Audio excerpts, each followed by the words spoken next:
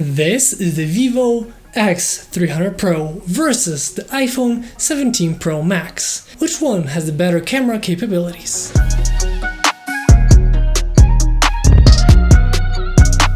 And while today I'm gonna mostly focus on the cameras on the back of the both phones, let's go over really quickly what these two have to offer. This is an Android-based smartphone, while this is an iOS-based smartphone. So there are gonna be differences between the two. The Vivo definitely has the bigger battery and the faster charging, but this year's iPhone definitely has been upgraded and its battery holds really well. So from my perspective, a traditional day, usually I don't even have to charge it once a day. That's how nice the battery is on the iPhone. Both these two have great processors for daily usage, super silky smooth, and both of them have great displays, making these two smartphones amazing for everyday usage. But there are some everyday differences between the two. First off, this is an Android device. This is an iOS device. So the compatibility and just the usability with different devices is going to be a little bit different. This is going to be more straightforward if you have something like a Windows-based PC. This is going to be much better if you have Apple products like the Apple Watch or the Apple MacBook. But there's ways to make everything compatible. Just gets extra steps. Things like transferring files can be a little bit better or worse. Luckily, I was able to find local send for the iPhone, so it's kind of like the same as having quick share on the Android devices. Also on Vivo, you have the fingerprint sensor on the front, which is super fast and reliable. And the iPhone has the Face ID, so you have to scan your face and it unlocks that way. One thing that I really like about the iPhone is the new wallpapers. They're not only the 3D in terms of just the hour behind the person, for example, or the subject that you have in the photo, but they're also now 3D. So if you move it around, it seems like there's a 3D. It's a really cool effect that they added in the newest version of the iOS. But both of these are really customizable and they have their own unique features. But now to the most important part of this video, the cameras on the back, because both of these are incredible camera smartphones, but the approach to many things is so different. Both of these are a triple camera setup. On the Vivo, we have a 50 megapixel main camera sensor, a 50 megapixel ultra wide angle lens, and a 200 megapixel telephoto lens, which is an 85mm equivalent. On the iPhone, we have a triple camera setup, which all of these are 48 megapixels. So we have a 48 megapixel main camera sensor, a 48 megapixel ultra wide angle lens, and a 48 megapixel telephoto. In most cases, they're going to be similar in terms of just sheer megapixel count, but the sensors are different and the telephoto is much bigger in terms of megapixels on the Vivo. In my opinion, both these perform amazing in terms of photos. And optically, I feel like both are really good. But there is a difference in terms of colors, sharpness, and overall final look. For example, the colors is another thing that there is a difference in approach. On Vivo, you have many different styles of colors, but the three main are the vivid, the textured, and the Zeiss, because this is a collaboration with Zeiss. You can definitely feel that in the optics and the final result of the photos. And while these three are all different, they're not really that much different to really make or break the experience, but they are definitely looking into different details, so you can find the one that matches your style the most.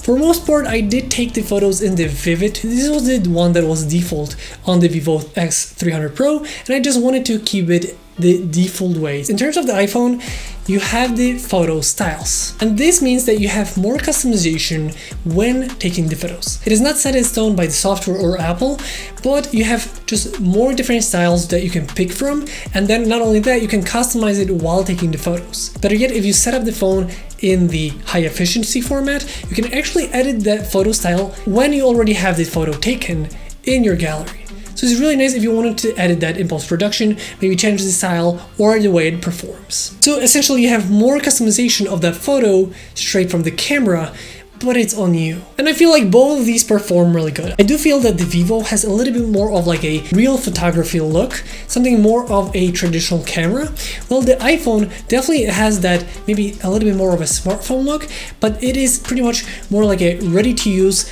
always in a good state. You usually have that nice consistency between all the lenses, all the photos. You kind of can expect that it's gonna do a good job. But the Vivo is definitely, in my opinion, one of the best camera phones for photos out there on the market. I still feel like the iPhones have the best color science for skin tones, and just overall how the face and people look in photos. But there's another thing that the Vivo is just much better in my opinion: the macro photography. Essentially, you can get much closer to the subject with the Vivo lenses than you can get on the iPhone. In my opinion, when compared to all of the other phones that I've been testing out, the iPhone really has that problem that you cannot get close to the subject with pretty much all the lenses. It usually changes to the one that you would not like to use. So if you're too close, it's going to be using the ultra wide angle lens.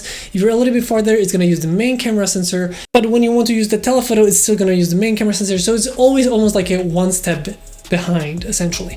Where on the Vivo, you can get much closer to the subject, making the photos look even better. But yet, the telephoto on the Vivo is the macro camera, as opposed to the wide angle on the iPhone 17 Pro Max.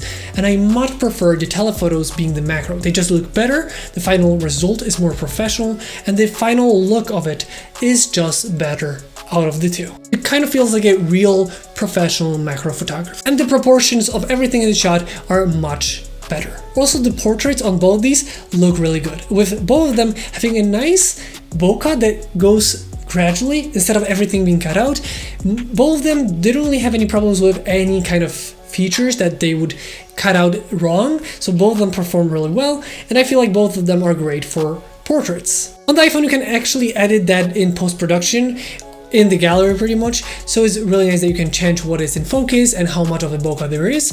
On the Vivo, you can change the bokeh and the strength of it when taking the photo. Both of these can shoot in JPEG and RAW, so if you want to edit the photos in post-production and really take advantage of the camera sensors of these two phones, well, you can do that with RAW capabilities. And if you like the way I edit my photos, you can check out my Lightroom presets in the links down below. These are pretty much one-click edits for your photos. And last but not least, in photo department, there is a big difference between the Pro modes, because the iPhone doesn't really have a Pro mode as the Vivo has. So you cannot change the ISO, you cannot change the shutter speed. While you can shoot in RAW and change the megapixel count, you cannot change the individual settings. Where on the Vivo, in the Pro mode, you can change the ISO, the shutter speed, all of the different settings, which is really nice if you want to do that on your smartphone. I personally, usually with a phone, I am a much more of a run and gun kind of a person, where with the traditional camera, this is where I really like to have all the manual controls. But if you're someone that uses the phone in that regard, you're probably gonna be better off with the Vivo than the iPhone, which lacks that in the native camera app. You can do that with outside apps, but with the native you cannot do that, where the native on the Vivo does have that. And there's also the camera button on the side of the iPhone, which I always said was not in the perfect spot for your finger. It's a little bit too in the middle. I actually found a great usage when using it as a daily, that it's perfectly where my thumb is. When I take it out of my pocket and want a really quick snapshot, I just have it on here, I press it once to open the camera app and second time to take the photo. It's super easy, just makes it super convenient, so I guess that is a nice usage to it. And last but not least, we also have the selfie cameras on the front. The Vivo's is pretty good. It is a traditional selfie camera, nothing to really write home about. But this year, the iPhones have a nice significant upgrade on this department. You can shoot in both vertical and horizontal just by switching the settings. You no longer have to twist your phone. And while this might sound really like, what's the point? I can just twist it. It is gonna make the difference where your eyes are gonna look. For example, you see that I'm looking at you, but if I look to the side to my screen, you're gonna see that I'm looking somewhere off to the side. Now imagine if you're looking at the screen, but the camera is in the same direction that your screen is. It looks as if you're more naturally looking towards the camera. That is the difference between recording like this and recording like this in one single alignment. It essentially makes it much better while not losing the quality of the video, because it records exactly the same in both formats. And it also is better for selfies. You can take even wider, bigger selfies with the new Apple's center stage camera. I feel like the new Apple's selfie cameras are a really nice evolution forward. But what about the video of the two phones? Because this is where the iPhones usually were just miles ahead of the competition. And I'm gonna be honest, the iPhone is still my favorite in terms of video capabilities on a smartphone. I feel like it feels a little bit more softer while still being super sharp and good looking. For other smartphones tend to be over sharpened or just look a little bit too artificial, which creates that smartphone feel. Luckily, the Vivo looks really good. It is definitely a step in the right direction. It's a really good looking video with nice stabilization. And the iPhone is incredible in terms of video, really nice look, really nice colors. In my opinion, the iPhones really have great colors in video mode. And to be completely honest, you could definitely use this as a video camera for your videos on YouTube or any content creation. I really like that the iPhone is like that soft look, but it's still very sharp. And on both of these, you can shoot in 4K 60 frames per second across all the lenses and change that while recording. On the iPhone, it feels like it's a little bit more smoother transition than on the Vivo, but the Vivo's is not bad per se, so it's a really good point for both of them. I do feel like the iPhone is a little bit more consistent in good lighting between all the different lenses, while the Vivo will do a little bit of a different color shifts or different look depending on the lens, but it's not as drastic as the competition on the smartphone market. On the Vivo though, you can record up to 8K at 30 frames per second and in 4K up to 120 frames per second with some limitations. But I still only shoot in 4K 60 frames per second max on both of these phones. Also, on both of these phones, you can shoot in log formats if you want to push that in post-production. But I'm gonna have to say that I prefer the Apple's Apple Log 2. It is much more convenient and better to color grade in post-production, and especially with color space transform, you can really get it easily to Rec 709 and color grade it in post-production. Speaking of Apple Log 2, if you're interested in a free LUT for the Apple Log 2, check out the link down below for my LUTs, where you can find both paid and free LUTs for different cameras. The Vivo can record in log across all the different lenses natively in the camera app, while the iPhone 17 Pro Max can record in log natively on the camera app with up to 4K 60 frames per second, but you can also use an external app like the Blackmagic app, where you can even push it much farther with open gate, meaning you can actually capture even more with a more squared format. Thanks to this, you can record one footage for both vertical and horizontal, while shooting in log and 4K 60 frames per second, which is incredibly nice for post-production. On the Vivo, you just have to go to the Pro mode and there you'll find the log format. And once again, it feels kind of like the Pro mode is native on the Vivo and it's external on the iPhone 17 Pro Max. In conclusion, I would say that I still prefer the videos on the iPhone 17 Pro Max, but I really love the capabilities that the Vivo has to offer. And in the photo department, it is going to be a dependency on what kind of content you make and what kind of look you are going after. But both of these are incredible in photos and videos. So if I would have to say, I am probably a little bit more towards the Vivo on the photo end, but on the video side, I'm more leaning towards the iPhone. With that being said, what do you think about the cameras of the two smartphones?